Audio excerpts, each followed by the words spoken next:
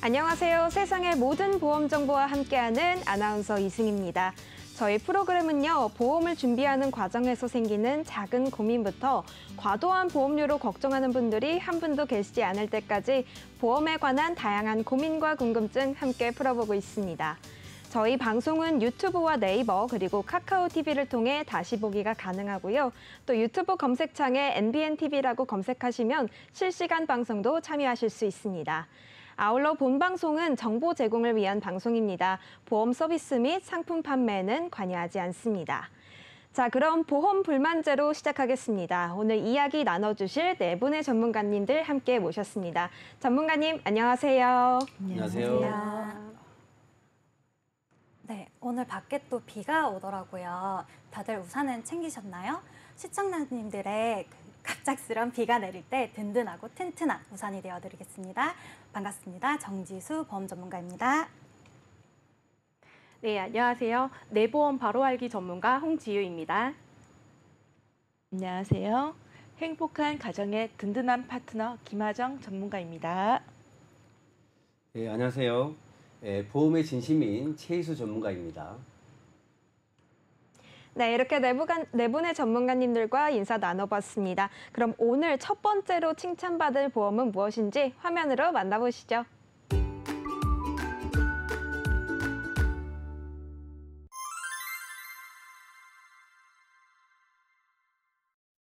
네, 오늘 첫 번째로 만나볼 보험은 바로 태아보험입니다. 이 보험과 관련해서는 정지수 전문가님께서 준비해 주셨다고 하는데요.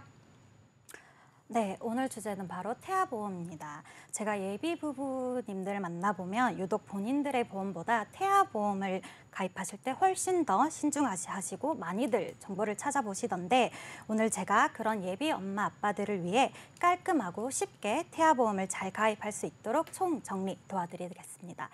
앵커님, 태아보험 다들 하시는데 태아보험이 뭘까요, 도대체? 말 그대로 태아일 때 가입하는 보험이라고 해서 태아보험일 것 같은데요. 네, 말 그대로 아기가 뱃속에 있을 때 태아 때 가입을 한다고 해서 태아보험이라고 합니다. 보험은 원래 내가 가지고 있는 질병인 기왕력을 보상하지 않습니다. 그래서 선천적인 질병, 아기가 뱃속에서부터 가지고 태어난 질병은 본래 보험에서 보장을 하지 않습니다. 그러나 이 태아보험은 엄마 뱃속에서부터 가입하기 때문에 선천적인 질병 또한 보상을 하고 있습니다. 아, 기왕력이요. 또 알아갑니다. 그렇다면 이 태아보험을 가입한 후에 아이가 태어나게 된다면 이 보험은 실효성을 잃고 어린이 보험으로 바꿔야 하나요? 네, 몇몇 분들이 그렇게 오해를 하시곤 하시는데요. 태아보험이 바로 어린이 보험이에요. 어린이 보험에 선천적인 질병을 보장하는 태아특약이 추가된 겁니다. 그래서 태아특약은 특약별로 다르기는 하지만 일정 기간이 지나면 소멸되는 부분들이 있습니다. 태아특약에는 저체중압 출산담보, 장애 출산담보, 선천 이상 수술비, 질병 수술비, 종수술비와 같은 선천적인 질병을 보상해주는 특약들이 있습니다. 그런데 이 특약들은 22주 6일까지만 가입이 가능합니다. 즉 임신 주수가 23주가 넘었다면 가입이 어렵기 때문에 미리 준비하시는 것을 추천드립니다. 그렇군요. 그럼 특약이 22주 6일까지만 가입이 가능하다고 하셨으니까 22주쯤에 태아보험을 가입하면 될 것 같은데요? 내가 임신 시 별탈 없이 아기가 태어날 때까지 건강하고 아기가 엄청 건강하다는 게 보장될 수만 있다면 22주쯤 가입하셔서 그전 보험료도 아끼고 너무 좋겠죠. 하지만 보험은 늘 저희가 통제할 수 없는 상황을 대비하기 위해 준비하는 거니까요. 그래서 태아보험 가입 추천 시점은 1차 기형아 검사 이전, 이때 준비를 하지 못하셨다 하시면 2차 기형아 검사 이전에 준비를 꼭 하시는 게 좋습니다. 임신을 하시게 되시면 주기적으로 병원을 가시게 되는데요. 병원 가실 때마다 검사를 하시게 되는데 이때 산모님의 병력 사항이나 아기 이상 소견이 발생되시게 되시면 보험료 할증 또는 가입 거절이 되실 수 있기 때문에 가급적이면 1차 기형아 검사 이전에 미리 준비하시기를 추천드립니다. 저는 정말 다양한 케이스가 많았는데 흔히 오는 케이스 중에 다들 임신을 하시게 되면 호르몬의 이상이 변형이 와요. 특히 갑상선 수치의 이상이 크게 많이 생기곤 하는데요. 이럴 경우 약 복용을 하시게 되는데 이로 인해 태아보험 가입이 조금 어려워질 수 있습니다. 물론 겨우겨우 서류 제출해서 가입을 도와드릴 수는 있었지만 고객님이랑 저 둘 다 진땀을 크게 뺐던 적이 있었는데요. 또 다른 케이스는 임신 초기에 자궁 경부 검사를 하시게 됐는데 이때 암이 발견이 되신 거예요. 그래서 물론 당연하게 태아보험을 가입을 못 하시게 되셨는데 정말 태어나서 출생신고 딱 하시자마자 저 정말 머리도 안 감고 병원 바로 달려가가지고 태아보험 가입을 어린이 보험 가입을 도와드린 적이 있는데 다행히 아기가 건강하게 태어나서 가입을 할 수 있었지만 가급적이면 산모님도 저도 이렇게 가슴 졸이지 않도록 미리 알아보시고 신중히 준비하시길 바랍니다. 그렇군요. 이 가입 시기만 유의할 것이 아니라 이 산모의 건강 또한 태아보험 가입 시에 영향을 끼치기 때문에 이 점도 체크를 하셔야겠습니다. 그럼 아까 전에 이제 말씀해주신 이 태아보험들의 특약을 가입하기 위해서는 늦어도 적어도 22주 6일까지, 즉 23주 전까지는 가입을 해야 된다고 하셨는데 굳이 그런 특약들을 보장받기 위해서 이 태아보험을 가입을 해야 하나요? 그렇게 생각하실 수 있어요. 주변에 아기들 보면 다 건강한 것 같고 딱히 다들 큰 이상이 없으신 것 같으니까요. 나도 건강하게 태어났고 당연히 내 아이도 건강하게 태어날 수 있다고 생각하실 수 있을 것 같아요. 그래서 출생 후에 가장 흔히들 볼 수 있는 사례들로 제가 준비를 했거든요. 자, 첫 번째로는 신생아 황달입니다. 상세불명의 신생아 황달로 중환자실에 입원한 케이스입니다. 태아 때 중환자실에 입원으로 중환자실 입원비 10만 원, 그냥 입원비, 질병 입원비 5만 원으로 가입을 도와드린 케이스로 1일당 15만 원씩 보상받으시고 실손 의료비까지 보상을 받으실 수 있도록 도와드렸는데요. 황달의 경우 신생아의 70% 이상이 나타날 정도로 흔하고 대부분 큰 문제 없이 좋아지지만 가끔 가다가 개복 수술까지 진행하는 경우도 있습니다. 그리고 두 번째 케이스입니다. 신생아 사경, 기근목입니다. 이 또한 흔한 케이스 중 하나인데요. 갓 태어난 신생아들은 목의 근육이 약해서 가누지 못하고 태어납니다. 그런데 목 근육에 힘이 생겨서 양쪽 대칭이 한쪽으로 머리가 기울게 되면 신생아 사경으로 고개가 기울고 근육이 손상돼서 척추 침망증이 올 수 있기 때문에 빠르게 치료를 해주셔야 됩니다. 이때 보통 주에 2번에서 3번 정도 몇 달에 걸쳐 10회, 최소 10회에서 20회 정도의 재활 치료를 받게 되시는데 치료비가 전부 비급여로 분류되며 1회당 최소 10만 원 이상의 비용이 발생하게 됩니다. 이러한 치료비의 부담은 4세대 실손보험에서 어느 정도 보상될 뿐 아니라 진단비 또한 챙겨가실 수 있는데요. 제가 좀 전에 말씀드렸던 22주 6일까지만 가입이 가능한 장애출산담보, 출생위험보장, 선천 이상 진단비와 같은 특약에서 보상받으실 수 있습니다. 그리고 마지막으로 선천성 뇌질환인데요. 태아 때 가입한 실손 의료비는 선천성 뇌질환인 Q00부터 Q04 코드까지 보상이 됩니다. 출생 이후 가입한 아이는 선천성 뇌질환에 대한 보상을 받으실 수 없습니다. 태아 시기에 가입한 실비만 선천성 뇌질환을 보상받을 수 있는 점도 가장 중요한 사항입니다. 기형아 검사 전에 미리 가입을 해두시면 기형아 검사 시 이상 소견이 발견되었다고 해서 보험회사에서 보험을 강제 해지할 수 없습니다. 이 외에도 신생아 심방 중격 결손, 신생아 양수 흡입, 저체중아 등 여러 가지 케이스가 있었지만 아마 이분들도 태아보험을 들 땐 같은 생각이셨을 거예요. 그런 일이 내 아이에게 일어날 확률이 몇 프로나 될까? 그런데 막상 이런 일이 일어나시게 되면 가장 마음 아픈 사항이 산모님들이 자기 탓을 해요. 내가 건강하지 못해서, 내가 좀 스트레스를 많이 받아서, 아니면 내가 너무 늦은 나이에 아이를 낳아서 내가 조심하지 않아서, 내가 대신 아프면 좋겠지만 이럴 때 부모로서 할 수 있는 건 결국 한 가지밖에 없는 것 같습니다. 좋은 병원을 다니고 좋은 치료를 받을 수 있도록, 좋은 의사를 만날 수 있도록 하는 것. 그럴 때 잘 준비해야 된 태아보험과 든든한 설계사가 큰 보탬이 되어드릴 겁니다. 네, 예시를 들어주시니까 이 태아보험 가입 시기에 대한 중요성이 다시 한번 체감이 되는 것 같습니다. 임신 중에 발생할 수 있는 여러 가지 위험을 대비해서 이 보호를 해줄 수 있는 경제적인 보호망 역할을 해주는 게 바로 태아보험인 것 같은데요. 산모와 아이의 안전 그리고 건강을 위해서 정말 든든한 중요한 선택인 것 같습니다. 그렇다면 좀 전에 말씀해주신 이 기왕력이 생기면 다시 보험을 가입하기 어렵다고 들었거든요. 그렇게 되면은 이 태아보험을 한 번 가입하게 되면 어느 정도까지 보장이 가능한지 그 기간이 궁금합니다. 태아보험의 만기는 크게 두 가지로 나뉘게 되는데요. 30세 만기와 100세 만기입니다. 대부분의 고객님들이 어떤 담보를 가져가실지 보다 만기로 몇 세로 할지 더 많이 고민들을 하시는 것 같아요. 앵커님이라면 내 아이 보험을 든다 하실 때 30세 만기, 100세 만기 중에 어떤 걸 선택을 하시겠어요? 아무래도 요즘 100세 시대잖아요. 네. 그렇기 때문에 30세 만기는 좀 짧다고 느껴집니다. 아무래도 그래도 제 아이가 오랫동안 건강을 잘 유지할 수 있는 마음이 있는 만큼 100세 만기를 선택하고 싶습니다. 저도 요즘 아이들 또한 질병에 크게 많이 노출되는 일들이 많기 때문에 100세 만기를 많이 추천드리곤 하는데요. 만기 설정의 기준은 30세 만기, 100세 만기 각자 여러 가지 장단점이 있지만 사실 제일 크게 고민하는 부분이 보험료입니다.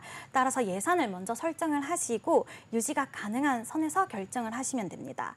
한 달에 실비 포함 6만 원대가 괜찮다 하시면 30세 만기를, 10만 원대 초반도 괜찮다 하시면 100세 만기를 추천드리고 있는데요. 당연히 30세 만기는 보장 기간이 짧아서 100세 만기보다 보험료가 저렴할 수밖에 없기 때문에 같은 보장이라도 훨씬 더 저렴하게 가지고 가실 수 있습니다.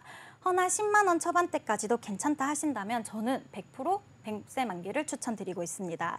요즘에는 어린 친구들도 질병에 노출되는 경우가 너무 많고 특히나 예전과 달리 몸의 증상뿐만 아니라 마음의 아픔까지도 흔한 질병으로 보고 이로 인한 약물 복용, 병원 내원 등을 다들 하시기 때문에 30세 만기보다는 건강체로 오랫동안 보장을 받을 수 있는 100세 만기를 추천드리고 있습니다. 네, 좋습니다. 전문가님께서 말씀해 주신 대로 상황과 여유에 따라서 30세 만기, 100세 만기 택일하시면 좋을 것 같습니다. 근데 좀 전에 언급해 주신 대로 사실 요즘 최근에 정신과를 다니면서 예방 차원으로 좀 많이 다니고 있는 추세거든요. 하지만 이 질병이 발병이 됐다는 게 확인이 되면은 보험 가입 시 어려움을 겪을 수 있다고 들었는데요. 만약에 30세 만기로 하게 된다면 이런 질병이 있을 시 가입이 좀 어렵게 될까요? 30세 만기 또한 이런 상황을 대비하기 위해 계약 전환 제도라는 게 있습니다. 그래서 그런 게 있기 때문에 크게 걱정은 하시지 않으셔도 됐는데 약간 한번 보실게요. 계약 전환 제도란 30세 만기가 끝나기 전에 계약 연장 제도를 신청하면 태아 때 가입했던 보험을 최대 100세 때까지 연장하실 수 있습니다. 만약 30세 만기 시점에 다른 보험 가입이 어렵다면 태아 때 가입했던 어린이 보험을 연장하실 수 있습니다. 허나 모든 특약들을 계약 전환을 할 수 없으며 기존에 가입되어 있던 담보들이면서 약관에 기재된 계약 전환 가능한 담보들에 한해서만 선택적으로 계약 전환을 하실 수 있습니다. 네, 만기되는 시점까지 연장이 좀 가능하다는 점 짚어주셨습니다. 출산 전후의 불확실성을 대비할 수 있는 이 중요한 보험 중 하나인 태아보험 이렇게 정리를 해주셨는데요. 마지막으로 좀 총정리 부탁드리겠습니다.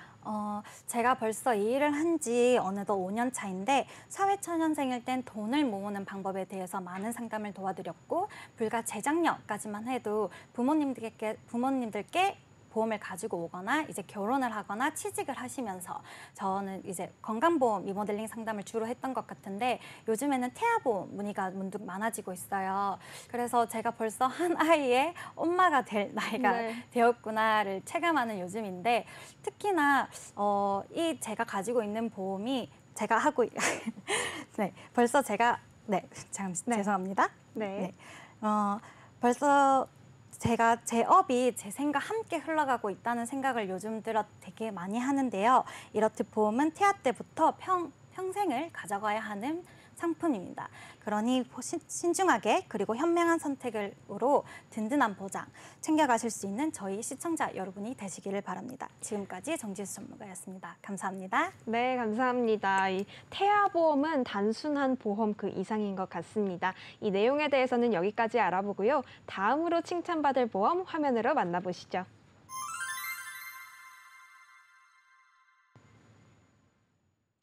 네, 이번에 칭찬받을 보험은 바로 내 보험 바로 알기 관련해서 말씀해 주실 홍지유 전문가님께서 준비를 해주셨는데요. 어떤 내용 소개해 주실 건가요? 예, 안녕하세요. 홍지유 전문가입니다. 우리나라 사람들 보았을 때 보험 가입 안 하신 분들은 거의 없으시잖아요. 네, 그렇죠. 아무래도 2020년 기준 우리나라의 보험 가입률이 99.1% 가까이 되는 수치라고 하니까 보험은 아무래도 우리 실생활에 가장 친숙한 것 중에 하나죠. 네, 맞습니다. 보험 가입은 다들 되어 있으시지만 내가 가입한 보험이 제대로 가입이 되어 있는지, 혹시라도 내가 안 좋은 상황에 닥치게 됐을 때 내가 가입한 보험으로 제대로 보상을 받을 수가 있는지 오늘 알아보는 시간 가져보도록 하겠습니다. 네, 소개해 주세요. 네. 이 자료는 얼마 전 소개로 알게 된 고객님께서 저한테 실손보험금 청구를 부탁하시면서 주신 병원 진료비 세부 산정 내역서인데요. 2023년도 10월 17일 유방 생검 조직 검사를 진행하시면서 지불하신 병원비를 저에게 청구를 부탁하신 건입니다. 네, 시청자분들이 이 가입하신 보험에 대해서 다시 한번 점검해 볼 수 있는 좋은 시간이 될 것 같은데요. 그럼 전문가님 여쭤보고 싶은 게 이 유방생검 조직 검사가 어떤 검사인가요? 네, 유방 생검 조직 검사라고 한다면 내 유방에 결절이 있는데 이게 악성인지 양성인지를 확인해 보는 검사라고 보시면 되시는데요. 쉽게 말씀을 드리면 이 검사를 토대로 내 유방의 결절이 암인지 아닌지를 확인해 보는 검사라고 보시면 되시겠습니다. 그렇군요. 제가 가지고 있는 이 유방암의 여부를 확인할 수 있는 필수 검사인 것 같은데 그럼 말씀해 주신 이 해당 고객분의 사례 계속해서 말씀해 주세요.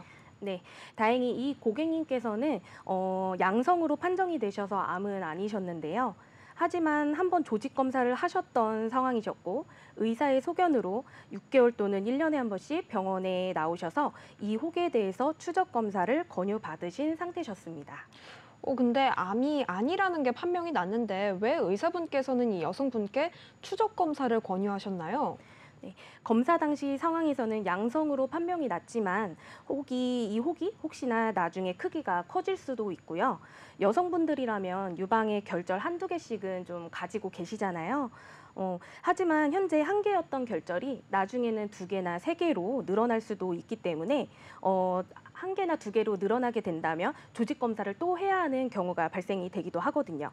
이미 이 고객님께서는 악성의 위험에 노출이 되신 분이시기 때문에 의사도 미래를 장담할 수가 없어서 추적 검사를 권유하는 것이죠.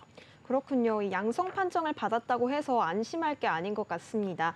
그렇다면 이분께서는 이 점을 염두에 두고 향후 보험을 가입하실 때 염두에 두고 보험 선택을 해주셨을 것 같은데요. 예, 맞습니다. 사회자님 오늘 날짜가 어떻게 되죠? 오늘 날짜는 2024년 9월 20일입니다. 네, 서류를 다시 한번 보시면요. 이분께서는 2023년 작년 10월에 검사를 받으셨고요. 그리고는 이 서류를 저에게 이번 달에 전달을 주셨어요. 약 8개월간 검사하신 것에 대해서 청구를 안 하고 잊어버리고 계시다가 저에게 이 서류를 청구해달라고 부탁하신 건인데요. 이분과 상담을 해보니 이번 검사 전에도 대략 한 3, 4년 전쯤에 유방 초음파 검사를 하셨던 적이 있으시더라고요. 이미 이분은 결절이 좀 본인 몸에 몇 개가 있으신 걸 알고 계셨던 상황이셨습니다. 그렇다면 이분께서는 보험을 준비하신다면 유방 쪽으로 보상을 받으실 수 있게끔 준비를 해 두셔야겠죠? 그렇죠. 아무래도 언제 심화될지 모르기 때문에 준비는 꼭 필요한 것 같습니다. 네, 하지만 여기서 알아두셔야 할 게 있습니다. 보통의 사람들은 이런 경우 이미 암이 아니 걸로 판명이 났기 때문에 보험 가입 전에 아무런 문제가 없을 것이라고 생각을 하시는데요. 이분의 전체적인 보험 가입 내역을 자료 화면으로 한번 보시겠습니다. 네. 실제로 제가 조회한 이분의 전체적인 보험 가입 내역이고요. 여기서 빨간색으로 동그라미 친 11번과 12번의 중점을 두고 보시면 이 두 개는 암보험이거든요. 위쪽에 있는 8번과 9번에도 건강보험과 암보험이 있지만 가입 연도가 2003년도이고 이분이 처음 유방에 양성 종양이 생긴 걸 알게 된 2020년도쯤이랑은 가입 시기가 상관없기 때문에 배제하겠고요. 그리고 다음 자료 화면을 한번 보시면요. 가입하신 이 두 개의 보험을 좀 더 디테일하게 본다면 가입 시기가 2024년도 4월과 8월입니다. 앞서 이분께서 2023년 10월에 유방 조직 검사를 시행하셨잖아요.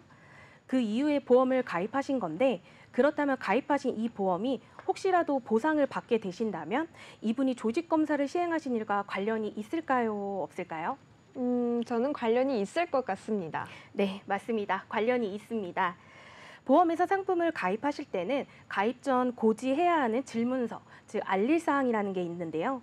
이분께서 가입하신 회사 상품의 알릴 사항을 보시겠습니다. 쭉 네. 보시다 보면 5번에 최근 1년 이내에 의사로부터 진찰 또는 검사를 받고 이를 통하여 추가 검사, 재검사를 받은 사실이 있습니까? 라는 질문이 있는데요. 이분께서 받으신 조직 검사도 이 5번 사항에 해당이 됩니다. 이분은 질문서 5번에 해당되는 사실이 있으시지만 확인 결과 고지를 하지 않으시고 해당 상품을 가입하신 걸로 확인이 되었습니다. 이렇게 계약 전 알릴 의무를 잘 고지하지 않고 가입을 하였고 가입 후 나중에 보상 지급이 되어야 하는 상황이 발생한다면 보험회사는 무조건 계약 전 알릴 의무 사항을 토대로 조사에 들어가거든요. 이분께서 계약 전 알릴 의무 사항을 어기지만 않으셨다면 제대로 보상이 나가겠지만 그렇지 않으셨다면 월 보험료만 내시고 보상을 제대로 받지 못하는 불상사가 생기게 되는 것이죠. 아, 내가 보험을 가입했다고 해서 완전히 보상을 받을 수 있는 게 아니라는 점을 염두를 해야 되는 것 같습니다. 이 고지 의무에 대한 중요성을 다시 한번 상기시켜주는 예시네요. 네, 맞습니다. 가입 전에 나의 건강 상태와 병원에 다녀오신 이력을 꼼꼼하게 담당자와 상의하신 후에 상품 선택 후 보험 가입을 하시는 것이 가장 안전하게 보험 가입을 하시는 방법임을 알려드립니다. 제가 또 다른 사례를 한번 더 보여드리겠습니다. 자료 화면을 보시면 우리나라에서 고혈압, 고지혈증, 당뇨 같은 의사가 처방 내려준 약을 복용하시고 수치를 유지하시는 분들이 굉장히 많으실 텐데요. 이 세 가지 질환의 공통점이 있습니다. 사회자님 혹시 찾으셨나요? 지금 그림을 살펴보면 뇌와 심혈관 쪽이 좀 공통적으로 보이거든요. 그렇게 된다면 혈관과 관련된 질병이라는 것 같은데요. 네, 맞습니다. 바로 혈관인데요. 우리 몸의 혈관은 혈액을 순환시키는 통로 역할을 하고 있습니다. 이 통로 역할을 하는 혈관이 좁아지고 막히게 되면 산소와 영양소 공급이 중단이 되면서 몸속에 각종 문제를 일으키게 되는데요. 특히 고혈압, 고지혈증, 당뇨 같은 만성질환이 제대로 조절이 되지 않으면 전신혈관을 손상시켜 합병증이 발생할 가능성이 굉장히 높습니다. 그래서 보험에서도 고혈압, 고지혈증, 당뇨 등과 같은 만성 질환이 있으신 분들은 심뇌혈관 질환 담보를 가입하심에 있어서 약간의 제한이 따르는데요. 자료를 한번 다시 보시면요. 얼마 전에 저에게 보장 분석을 의뢰하신 분의 보장 분석표입니다. 이분 같은 경우는 2020년도 지금으로부터 약 4년 전부터 고혈압과 고지혈증 약을 복용 중이신 분이십니다. 이렇게만 보시면 좀 뭐가 문제인가 싶으실 텐데요. 네, 그러게요. 혹시 이분도 무언가 고지하는 거를 놓치셨을까요? 아, 네, 맞습니다. 2020년도부터 고혈압과 고지혈증 약을 복용 중이셨고요. 가입하신 상품의 계약일을 보시면 모든 보험을 전부 고혈압과 고지혈증 약을 복용하신 이후에 가입을 하셨습니다. 그럼 가입하신 보험의 알릴 의무 질문서에는 고혈압약과 고지혈증 약을 복용 중이시라는 고지가 들어 있어야만 합니다. 그럼 이 상품들의 알릴사항 질문지를 대표적으로 한 개만 살펴보도록 하겠습니다. 네. 이분께서 가입하신 보험회사 상품 알릴 의무 질문서입니다. 4번에는 30일 이상 투약, 5번에는 고혈압, 당뇨에 대한 고지를 하라고 나와 있습니다. 21년도에 가입하신 사항이라 기억이 고객님께서는 잘 나지 않으신다고 하셔서 저와 이분과 함께 있을 때 콜센터에 그 자리에서 바로 연락을 해봤거든요. 네, 확인한 결과 가입하신 모든 보험에는 고혈압과 고지혈증 약을 복용하신다는 고지가 전혀 되어 있지가 않으셨습니다. 좀 더 이분께서 가입하신 보험 상품을 디테일하게 들어가서 좀 분석을 해보면요. 혈관 질환 쪽 담보들이 많이 가입이 되어 있으신 상태시고요. 앞서 말씀드렸던 것처럼 고혈압, 고지혈증, 당뇨 같은 만성 질환이 있으신 분들은 혈관이랑 관련이 있기 때문에 가입 전에 이 질환에 대해서 설명을 잘 들으시고 상품 선택을 하셨어야 하는 부분이거든요.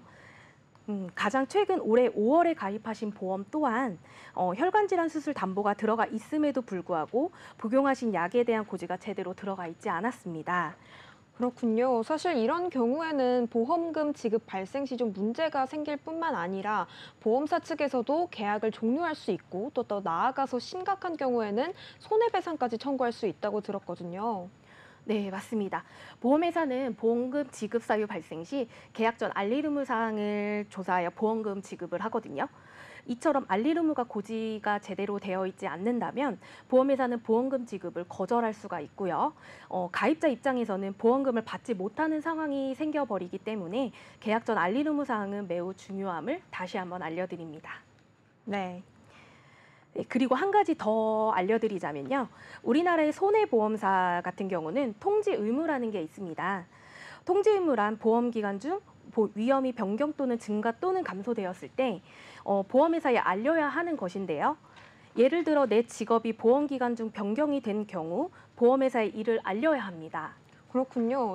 고정적인 위험 사실뿐만 아니라 직업과 같이 뭔가 변경되는 위험 사실을 알려야 한다는 건 좀 처음 들은 것 같습니다. 왜 이런 부분들을 보험회사에 알려야 하나요? 네, 바로 직업 급수 때문인데요. 현장직 일을 하시는 분들 같은 경우는 사무실에서 일하시는 분들보다는 상해 위험도가 좀 높습니다. 보험회사에서도 이처럼 사무직과 현장직을 직업 급수로 나누는데요. 사무직에서 일하시는 분이 현장직으로 고지를 하게 된다면 상해 위험도가 현장직이 더 높아 보험료가 더 높게 측정이 되기 때문에 크게 상관은 없지만 가입자가 불필요하게 월 보험료를 높게 내게 되겠는데요. 그래서 이런 경우는 극히 드물다고 좀 볼 수가 있습니다. 하지만 현장직에서 일하시는 분들이 사무직으로 고지를 하시게 되신다면 보험회사 입장에서는 피보험자의 위험도를 알리지 않았다 판단을 하기 때문에 나중에 보험금 지급을 거절할 수 있는 사유가 됩니다. 네, 정말 중요한 사항인 것 같습니다. 사실 많은 분들이 손해보험사에 보험 가입을 하고 이런 부분까지 알려야 한다라는 사실을 정말 잘 모르시는 분들이 많을 것 같아요. 네, 맞습니다. 저희 전문가들이 여러 고객님들과 상담 후 보장 분석을 해보다 보면요. 고지 의무 또는 통지 의무를 위반하셔서 보험회사로부터 보험금 지급을 거절받는 사례들이 너무나도 많습니다.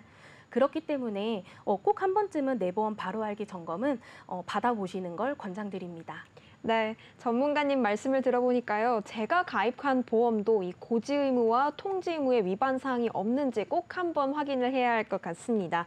이렇게 내가 가입한 보험이 잘 되어 있는지를 아는 내 보험 바로 알기에 대해서 알아봤는데요. 마지막으로 정리 부탁드리겠습니다.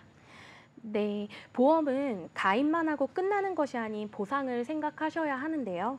우리가 나중에 혹시나 발생할 수 있는 위기의 상황에서도 보험금을 제대로 보상받고자 준비해두는 보장 자산인 만큼 위기의 상황에 보험회사가 보험금 지급을 제대로 하지 않는다면 이보다 더 큰 절망은 없기 때문에 전문가와 충분히 상담하신 후에 보험 가입을 하는 것을 권장드립니다. 네, 좋습니다. 사소한 부분에서 소홀했다가 내가 가입한 보험이 무용지물이 될 수도 있으니까요. 이런 점검의 시간이 꼭 필요한 것 같습니다. 이 보험에 관해서는 여기까지 알아보고요. 다음으로 칭찬받을 보험 만나보겠습니다. 화면으로 만나보시죠.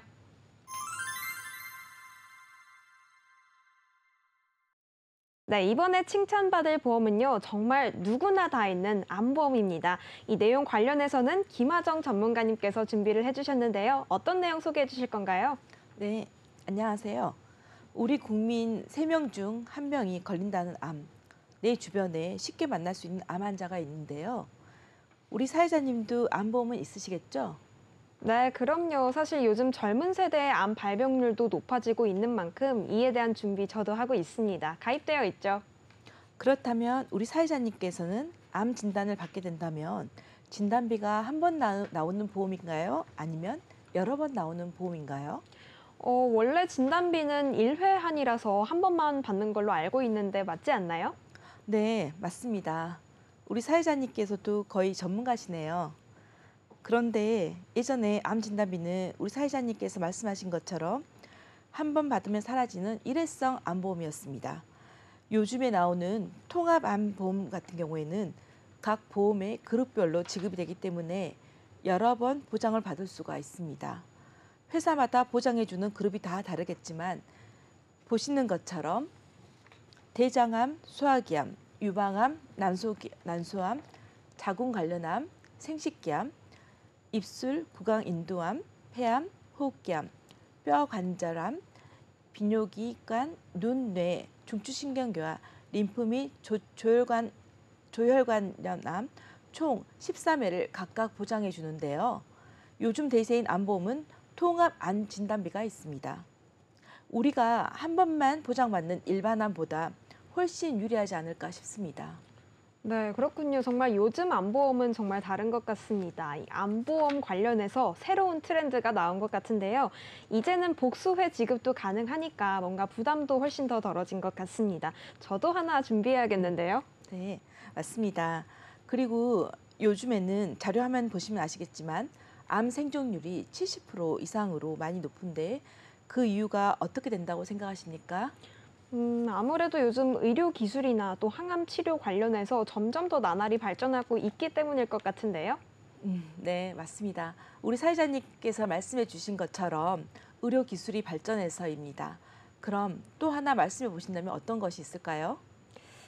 글쎄요, 잘 모르겠습니다. 전문가님께서 한번 말씀해 주세요. 네, 요즘에는 건강검진을 2년에 한 번 또는 1년에 한 번씩 다들 받지 않습니까?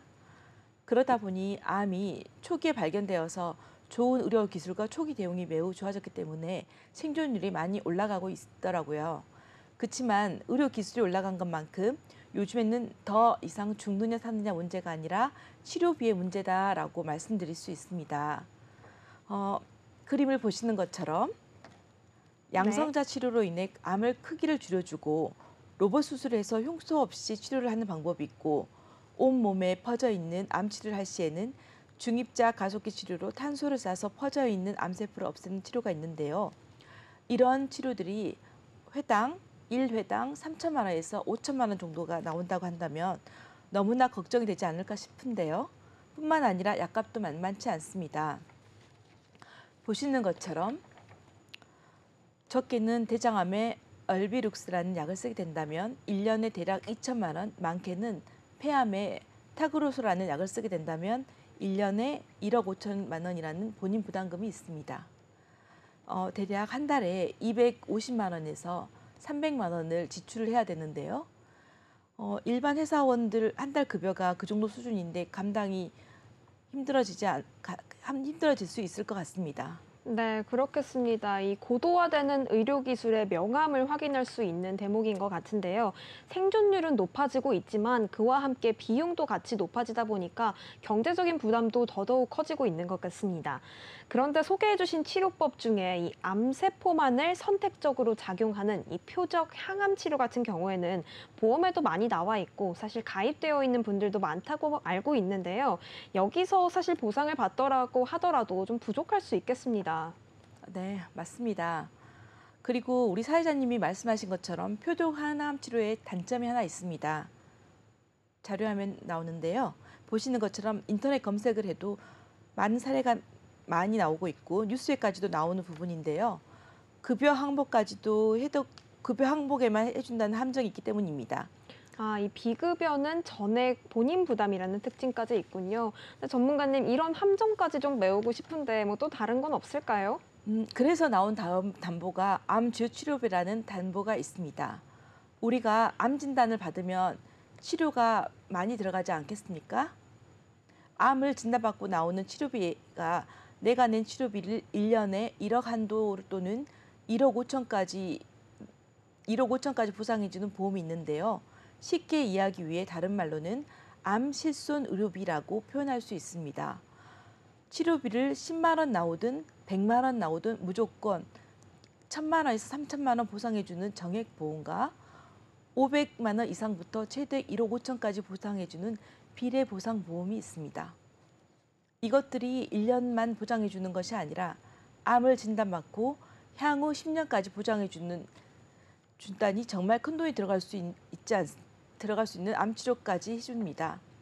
암 치료 비용과 약제비까지 해주고 입원비, 항암 치료 모두 보장받을 수 있기 때문에 너무나 좋은 담보로 저도 추천드리고 있습니다. 네, 보장의 범위가 정말 큰 것 같은데요. 듣기만 해도 제 어깨에 있던 뭔가 부담이 내려가는 느낌이 듭니다. 하지만 그렇게 된다면 사실 보험료는 굉장히 비싸질 것 같은데요. 현재 출시된 지 얼마 되지 않은 보험이기 때문에 위험률이 많이 높지 않아서 지금은 저렴한 가격으로 준비가 가능합니다. 갱신형 상품을 가입하신 경우에 향후의 실비처럼 청구율이 높다면 가격이 차후 오를 것으로 보입니다. 네, 나이 불문 이제는 암에 대한 준비는 필수가 돼가는 것 같습니다. 이러한 흐름에 맞게 요즘 보험사들이 다양한 상품을 출시하고 있으니까요. 이렇게 따끈따끈한 암 주요 치료비와 같이 보험들 한번 관심 가져보면 좋을 것 같습니다. 그렇다면 마지막으로 오늘 소개해 주신 내용 정리 한번 부탁드릴게요. 네, 암보험을 준비하신 분들께서는 암 실손 보험과 같은 암 주요 치료비를 늦지 않게 비갱신형으로 준비해 보심이 좋을 것 같습니다. 네, 통합암과 또 암 치료 지원금에 대한 좋은 말씀 감사합니다. 이 내용은 여기까지 알아보고요. 마지막으로 칭찬받을 보험 화면으로 만나보시죠.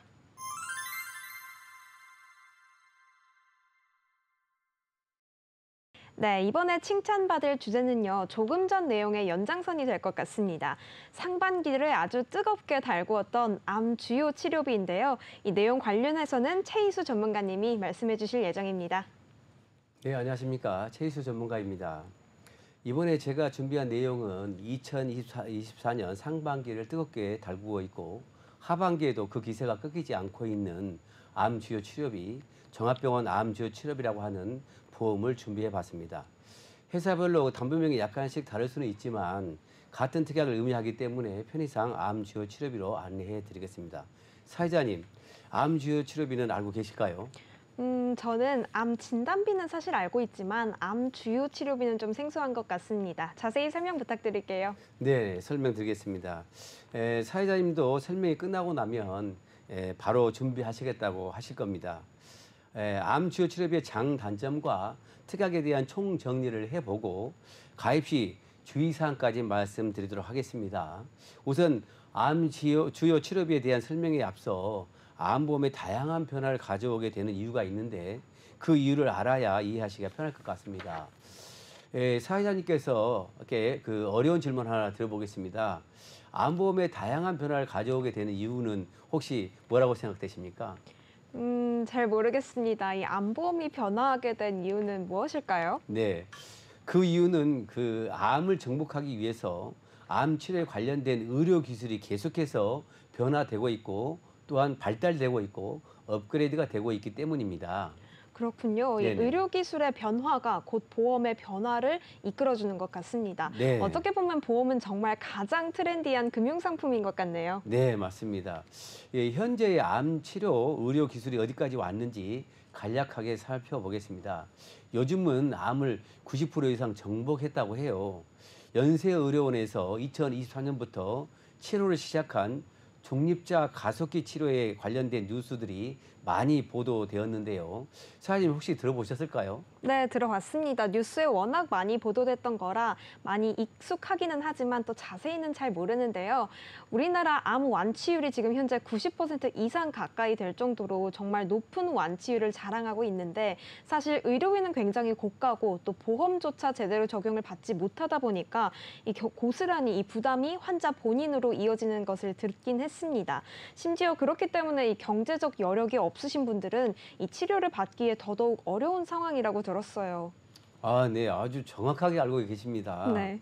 그럼 그 중립자 치료에 대해 간략하게 알아보겠습니다.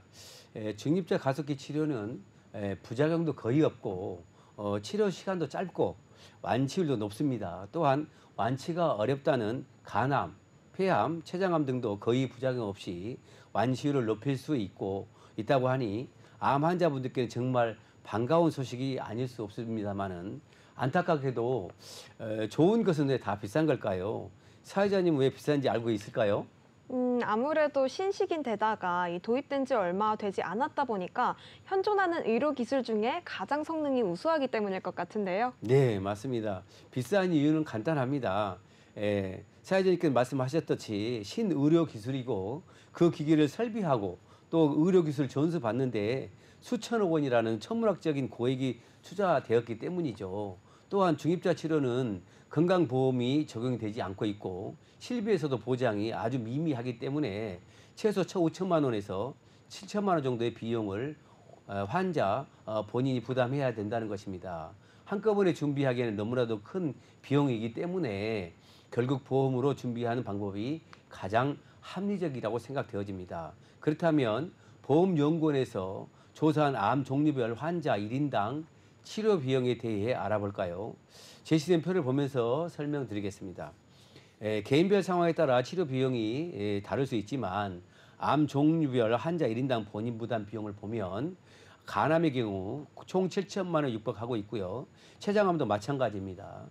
일부 소비자분들은 난 암 진단비 1억 들어놨으니까 걱정 없어 라고 말하는 소비자분들도 계십니다. 하지만 그 진단비가 온전히 치료에만 집중할 수 있는 금액일까요? 생활비도 필요하고 치료 자금도 필요하지 않겠습니까? 또한 치료가 1년 안에 끝난다는 보장도 없고 2년에서 3년까지 길어진다면 사실 그 시간 동안 생계 활동이 아주 어려워질 수도 있습니다. 네, 그 암 치료비는 종류에 따라 천차만별인 것 같습니다. 비싼 치료비가 발생하는 암도 있고 또 상대적으로 적은 치료비가 발생하는 암이 있는데 사실 제가 어떤 암이 걸릴지 어떻게 알겠어요. 그렇기 맞습니다. 때문에 제가 보기에는 암보험 같은 경우에는 가장 비싼 치료비를 기준으로 가입을 하는 게 가장 좋을 것 같습니다. 아, 네, 맞습니다. 사회자님께서 암보험의 준비 기준을 정확히 알고 계시는데요. 특히 표적 항암 치료는 치료가 1사이클로 끝나는 것이 아니라 꾸준히 관리하는 개념입니다. 그렇기 때문에 치료비가 1년에서 3천만 원에서 많게는 7천만 원, 억대가 넘는 치료비가 발생할 수도 있습니다. 표를 보시면 폐암의 경우 1사이클 비용이 694만 4천 원이고 연간 10.9 사이클을 치료한다고 했을 때에 총 본인 부담금이 7,568만 9,600원입니다. 이렇게 계산을 해보면 연간 치료비 부담이 어마어마하다는 것을 알 수 있습니다.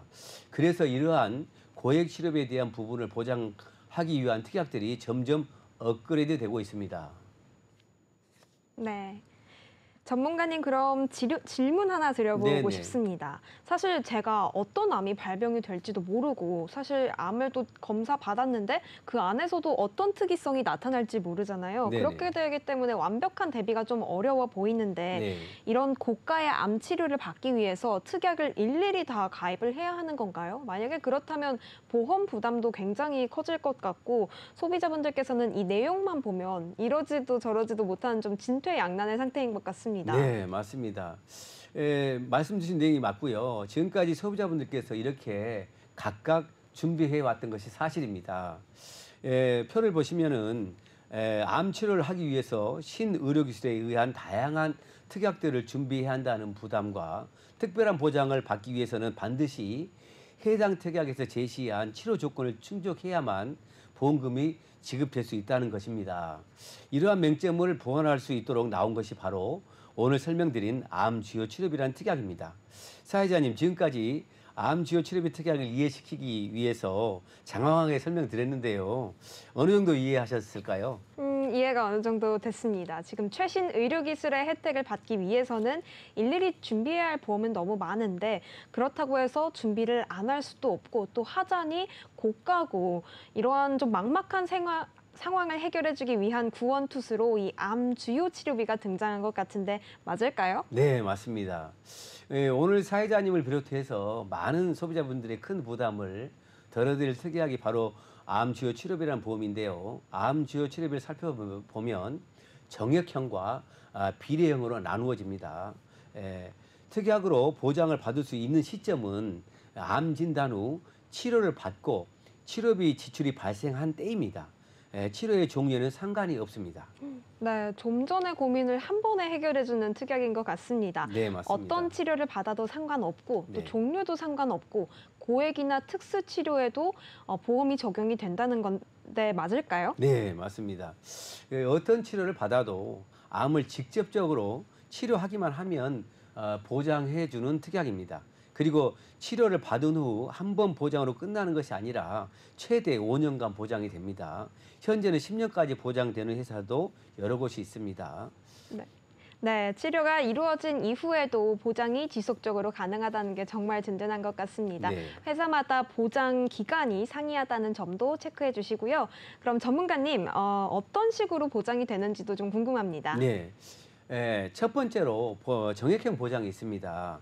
정액형 보장은 암 진단비와 마찬가지로 암 진단 후 치료비의 많고 적음을 따지지 않고 치료비가 발생하면 가입한 보장 금액을 정액으로 지급하고 가입 금액에 따라 연간 1회 최대 2천만 원까지 보장이 되는 것을 정액형 보장이라고 합니다. 현재는 연간 1회에 최대 4천만 원까지 보장되는 곳도 있습니다. 두 번째로는 비례형 보장이 있습니다. 암 치료비 중 본인 부담금의 합계액을 기준해서 보장이 됩니다. 본인 부담금이란 실제로 병원에 지급한 비용으로 생각하시면 됩니다. 즉 급여 항목 중 공단 부담금은 제외하고 본인 부담금과 비급여 부담금을 합하여 계산된 금액입니다. 제시된 표를 보시면 이해가 빠르실 것입니다.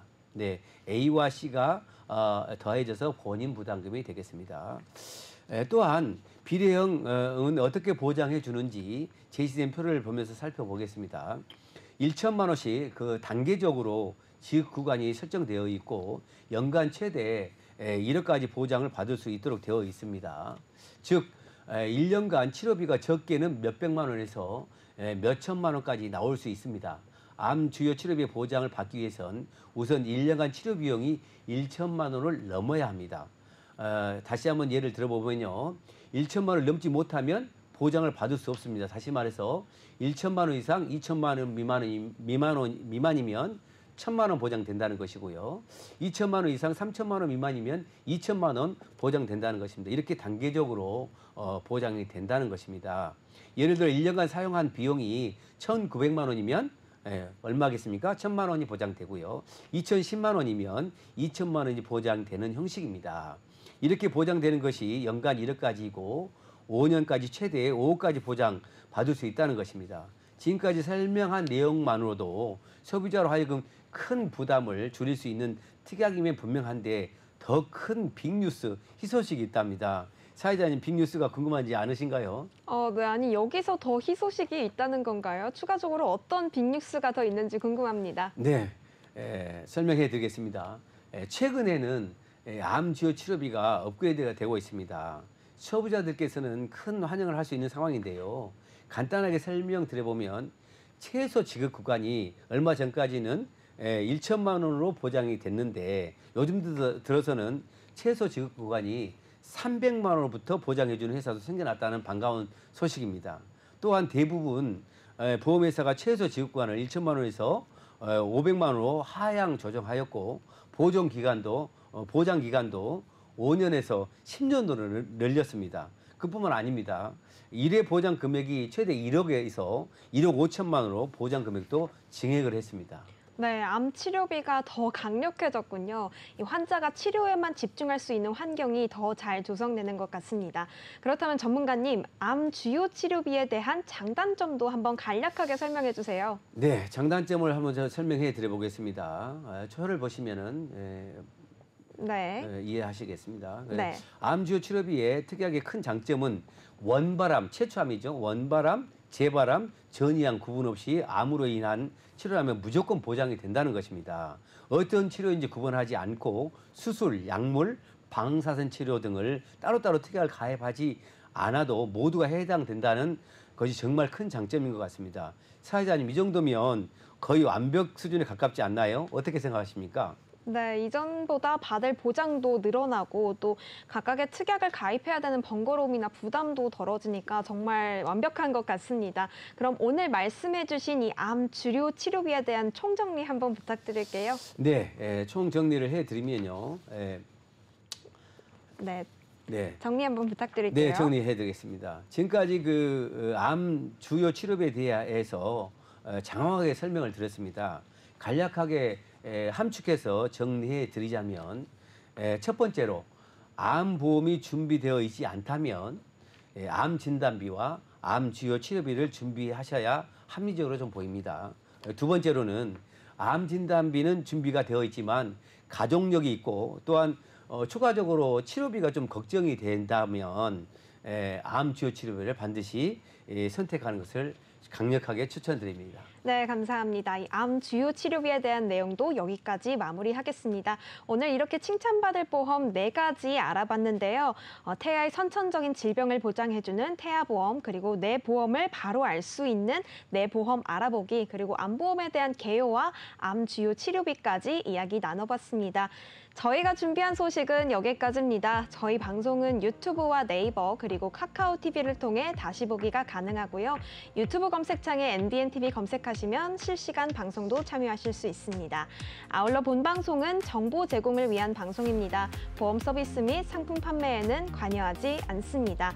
그럼 저희는 다음 이 시간에 같이 찾아뵙겠습니다. 시청해주신 여러분 고맙습니다.